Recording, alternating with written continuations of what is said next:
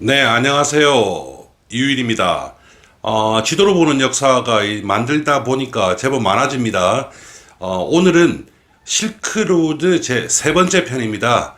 제가 실크로드는 처음 말씀드렸다시피 그 포인트를 중심으로 만들어 보겠다고 말씀드렸는데 세 번째 편인데요. 이번에는 또 조금 다른 곳입니다. 우리 그 살아오면서 그런 얘기 들어보셨지 않습니까? 뭐 배움에는 왕도가 없다 이런 말씀 들어보셨지 않습니까?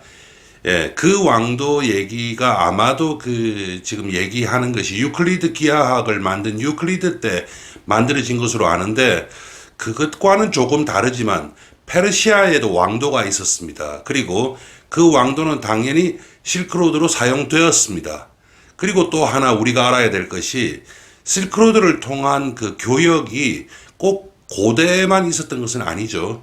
그러니까 다른 교통수단이 더 현실적이고 더 그 경제적이라는 것이 판명되기 전까지는 당연히 실크로드가 사용되었을 것입니다. 그래서 그런 부분을 포함해서 그러면 어제 이제 얘기했던 부분이 중국의 카시가르에서 중앙아시아의 페르가나 계곡으로 가는 얘기를 했는데 그런 페르가나 계곡을 통과해서 그 다음에 그 물건들은 어디로 갔을 것인가 한번 얘기를 해보도록 하겠습니다. 오늘 이 편은 그렇게 길지는 않을 것입니다. 예, 그러면 제가 다시 이제 설명을 해드리겠습니다. 그 당시에 이 사람들이 어떻게 갔을까요? 지금 우리가 이제 어제 얘기했던 부분이 요 중국에서부터 빠져나와서 여기에 있는 지금 이 마우스로 제가 얘기하고 있죠. 페르가나 밸리까지 갔을 겁니다. 그리고 나서 이 페르가나 밸리에서 끝이 나지는 않았겠죠. 계속 갔겠죠. 그래서 쭉 가는 데가 이게 사마르칸드 이쪽으로 갑니다. 물론 타시켄트 이쪽으로 갈 수도 있습니다. 타시켄트 자체도 상당히 오랫동안 이 비단길에서 중요한 도시였거든요. 그렇지만 타시켄트는 지금이나 그때나 한계가 있는 곳입니다. 그래서 보면 이제 푸른색이지 않습니까? 위성지 들어볼까요? 예. 보면 이렇게 쭉 푸른색으로 길이 이렇게 쭉 나 있습니다. 그래서 물이 있다는 얘기죠. 사마르칸드로 가서 부하라로 해가지고 투르크 메나비트 여기까지 갑니다. 투르크 메나비트 여기는 어디냐면 여기 지금 직선으로 선이 있지 않습니까? 지금의 국경입니다. 이제 여기는 우즈베키스탄, 지금 여기는 투르크메니스탄입니다. 여기로 넘어가는데, 자, 여기서 길이 위로 올라가는 길도 있고 밑으로, 저 강 따라 이렇게 길이 가고 있죠. 그런데 여기에 보면은, M37이라고 하는 길 번호가 있네요. 요 길이 있습니다. 아주 오래된 길입니다. 요 길을 통해 가지고 여기까지 열로텐이라고 하는 데 갔다가 이게 메리가 아니고 마리인데 마리로 갔다가 자 여기서부터 보시죠. 올라가면 안 됩니다. 왜냐하면 올라가 버리면은 여기에 카스피해라고 하는 거대한 내가 나타납니다. 그래서 올라가는 척 하다가 내려갔을 거예요. 그렇게 해서 여기 보면 푸른색으로 쭉 있지 않습니까? 여기를 따라가고 여기 가면은 여기는 페르시아입니다. 그래서 테헤란이 지금 이란의 수도지 않습니까? 예, 페르시아가 여기에 지금은 여기가 중심입니다. 그렇게 해서 이렇게 쭉 가다 보면 그 다음부터는 뭐 자동으로 가죠. 쭉 이렇게 가다 보면 지중해를 만나고 그럼 지중해 연안을 따라서 이렇게 움직이면 나중에는 이스탄불 그러니까 콘스탄티노플까지 가는 겁니다. 그러면 로마에 도착하는 겁니다. 그런데 이 길 맞습니다. 이 길로 다녔고, 그리고 아마도 이 길에서 많은 사람들이 그 장사를 했을 겁니다. 그런데 고대에도 그랬느냐? 얘기가 조금 달라집니다. 그림 하나 보시고 얘기하시죠. 네, 이 그림 보시면 여기가 이제 그 다리우스 대왕이라고 들어보셨죠? 알렉산더 대왕 얘기가 나오면 꼭 같이 등장하는 인물인데 다리우스 대왕 그때 그리고 그 다리우스 대왕의 그 다음 왕까지 해서 페르시아에는 길을 건설했습니다. 제국을 건설하기 위해서는 필수적인 것이 길입니다. 그리고 로마 제국이 그랬듯이 페르시아 제국 또한 자기들이 그 영토에 아주 큰 길을 이렇게 건설을 했던 겁니다. 그 길이 어떻게 갔느냐가 중요한 것입니다. 그래서 다시 지도로 돌아가겠습니다. 예, 지도로 돌아왔습니다. 페르시아의 경계가 어디서부터 어디까지냐? 그거는 이제 페르시아가 얼마나 힘이 있느냐 없느냐에 따라서 다르겠죠. 그런데 지금 이란 이 땅은 거의 언제나 페르시아 땅이었습니다.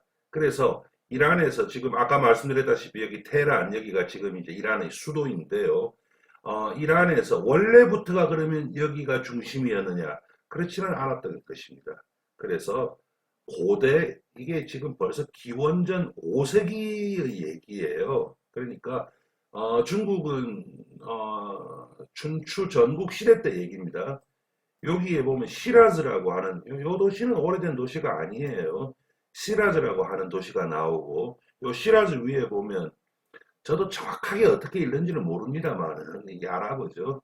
마르브다 슈트라고 하는 도시가 나오죠. 요 도시가 나오고 그 다음에 요 도시에서 조금 더 확대해 볼게요. 마르브다 슈트라고 하는 도시는 우리가 이렇게 보면은 작은 도시가 아니죠. 상당히 큰 도시죠. 예. 위성으로 볼까요? 예. 위성으로 보면은 여기에 뭐 버스 노선도 나오고 설마 전철은 아니고 버스일 겁니다. 버스 노선도 나오고 이 사람들이 뭐 쇼핑센터도 있고 하니까 아주 큰 도시라는 걸 알 수가 있습니다. 다시 줄입니다. 네. 마르브다 슈트라고 하는 데가 나오고 여기에서 조금 제가 더 확장하겠습니다. 요 길 이렇게 쭉 따라가면요. 여기 뭐 이상한 게 나와요. 이 정도 확대하니까 뭐가 많이 나오죠. 뭐가 많이 나오는데 여기가 어디냐면 바로 페르세폴리스. 그러니까 고대 그 페르시아의 수도입니다. 고대 수도고 뭐 이미 기원전 때 얘기니까 아주 오래된 얘기죠. 그래서 여기에 보면은 여기에 무슨 공원이 있죠. 위성으로 한번 볼까요, 우리? 예, 보면 여기에 무슨 공원이 있고 그다음 뭐 호텔도 있고 하는데 여기에 뭔가 대단한 것이 있는 것 같죠. 왜냐하면 이 뒤로는 아무것도 없지 않습니까? 그래서 여기에 뭐가 있는가? 이거는 뭐 파킹이고 요거 한번 눌러보죠. 예, 역사적 장소라고만 나오는데 여기가 페르세폴리스고 여기에 가면 있는 것이 세계로 향하는 문이라고 하는 그 문이 있습니다. 그래서 여기가 옛날에 고대 페르시아의 수도이고 여기에서부터 자 여기서 보면 산이 있고 더 이상은 못 가죠. 굳이 가려면 이렇게 가야 됩니다. 그래서 요를 이제 요 길만 하더라도 지금 이 길보다는 많이 못하지 않습니까? 예, 그래서 지금 여기가 바로 페르세폴리스 그러니까 마르브다 슈트에서 아주 가까운 곳이죠. 아주 가까운 곳. 그래서 그렇다면은 왜 이 얘기를 하는가 한번 생각해 봅시다.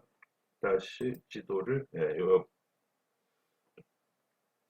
고대에는 여기가 지금도 그렇게 작은 도시는 아니지만 고대에는 여기가 가장 중요한 곳이었을 겁니다. 그렇다면 실크로드는 그 당시에는 지금 아까 제가 실크로드에 대해서 얘기 드리면서 이렇게 따라갔을 거라고 말씀드렸지 않습니까? 예, 물론 이렇게도 갔지만 돈 있는 곳으로 가야 물건을 팔겠죠. 그러니까 여기를 따라가든지 또는 여기를 따라갔을 수도 있을 것이다. 라는 말씀을 드리고 싶은 것입니다. 예, 그러니까 오늘 얘기했던 내용을 이제 정리를 한번 해보도록 하죠. 그러니까 원래 이제 고대 페르시아하고 현대 이란은 조금 다른 곳에 중심을 두고 있었습니다. 그래서 고대 페르시아의 페르세폴리스라든지 수사 이런 지역으로 갔던 길이 있고 또 현대 이란을 통과하는 길 이것이 사실은 그렇게 금방 생긴 길이 아니거든요. 오래된 길입니다. 이런 길도 실크로드로서 작용을 했다라는 말씀드렸습니다. 그러면 요 다음 편에는 조금 다른 다시 이제 중국 쪽으로 가가지고 드디어 천산북로, 천산남로, 그 다음에 초원의 길, 그 얘기 해 보도록 하겠습니다. 감사합니다.